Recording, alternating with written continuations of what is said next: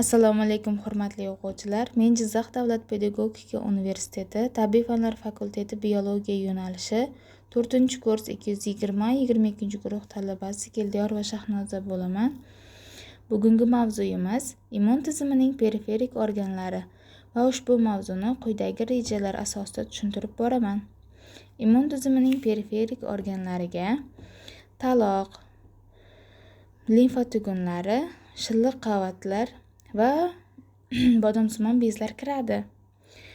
Ular adaptiv immun javobning asosiy ish maydoni hisoblanadi. Periferik limfoid organlarning eng muhim vazifasi antigenlarni ushlash, qayta ishlash, limfositlarga taqdim etish. Bu jarayon immunologiyada antigen prezentatsiyasi deb ataladi. Va quyidagi rasmda immun tizimining periferik a'zolari ko'rsatib o'tilgan. Periferik a'zolardan taloq ikkita qismga bo'linadi. Oq va qizil pulpadan tashkil topgan.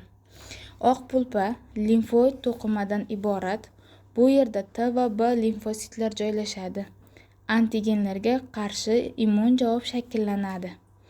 Qizil pulpa qon tomirlari va sinuslardan iborat. Eski yoki shikastlangan eritrositlarni yo'q qiladi. Qonni filtrlash vazifasini bajaradi. Taloq bir necha muhim immunologik vazifalarni bajaradi. Antitanalar ishlab chiqaradi. B limfositlar orqali antitanalar hosil bo'ladi. Qon hujayralarini nazorat qilish, eski eritrositlarni parchalaydi va temirni qayta ishlaydi. Taloq ayniqsa qonda aylanayotgan patogenlarga qarshi kurashishda muhim ahamiyatga ega hisoblanadi. Taloq organizmda qon deposi vazifasini ham bajaradi. Ushbu rasmda esa taloqning umumiy ko'rinishi. Limfa tugunlarining quyidagi vazifalarni bajaradi. Limfa tugunlari limfani filtrlash, limfa orqali kelgan bakteriya va viruslarni begona zarrachalarni ushlab qoladi. Antigen taqdimoti dendrit hujayralarini antigen limfositlariga yetkazadi. Limfositlarni faollashtirib, T va B limfositlar ko'paytiradi. Antitelo ishlab chiqaradi.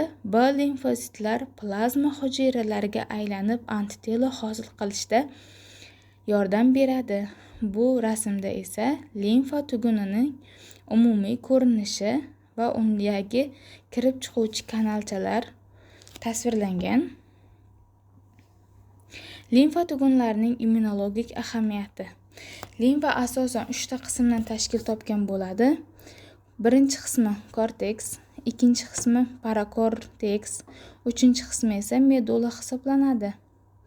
Bu yerda antitelolarni ishlab chiqarish va ularni organizmga taqdim qilish jarayoni sodir bo'ladi. Bodomsimon bezlarning immunologik ahamiyati. Bodomsimon bezlar halqum sohasida joylashgan periferik limfoid organlar bo'lib, ular shilliq qavat bilan bog'liq limfoid to'qima hisoblanadi. Ular tanglay bodomsimon bezi, halqum bodomsimon bezi, til ildizi bodomsimon bezlariga bo'linadi. Asosiy funksiyasi antitelolarni ushlash va tanish, nafas va ovqat bilan kirgan mikroblarni aniqlaydi, mahalliy immun javobni shakllantiradi, limfositlarni faollashtiradi, antitelo ishlab chiqaradi. Ayniqsa shilliq qavatni himoya qiluvchi antitelolarni hosil qiladi. Yuzasida ko'p qatlamli epiteliy bilan qoplangan. Ichkarisida kriptalar mavjud bo'lib, bu yerda mikroorganizmlar to'planadi va B va T limfositlar faol joylashgan hisoblanadi. Antigen mikroorganizmlar. Periferik organlarning quyidagi muhim jarayonlar sodir bo'ladi. Antigenlarni ushlash va filtrlash. Har bir organ o'ziga xos yo'l bilan antigenlarni ushlaydi. Limfa tugunlari limfa orqali, taloq qon orqali, bodomsimon bezlar esa havo va oziq orqali antigenlarni ushlab qoladi.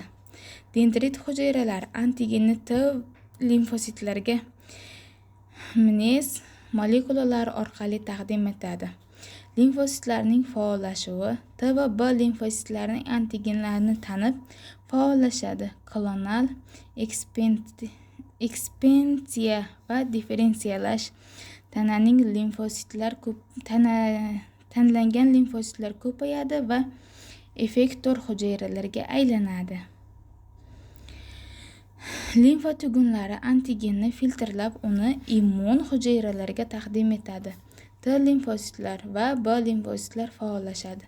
T limfositlar hujayraviy immun javobni boshqaradi, ya'ni zararlangan hujayralarni yo'q qiladi va boshqa immun hujayralarni faollashtiradi. B limfositlar esa antitana, antitelo ishlab chiqaradi, immun xotirani hosil qiladi. Limfa tugunlari antigenni tanishtiradi, antigenlarni neytrallaydi. Taloq esa qon darajasini nazorat qiladi. T va B limfositlar javobini tashkil qiladi. Bugungi mavzuyimiz tugadi. E'tiboringiz uchun rahmat.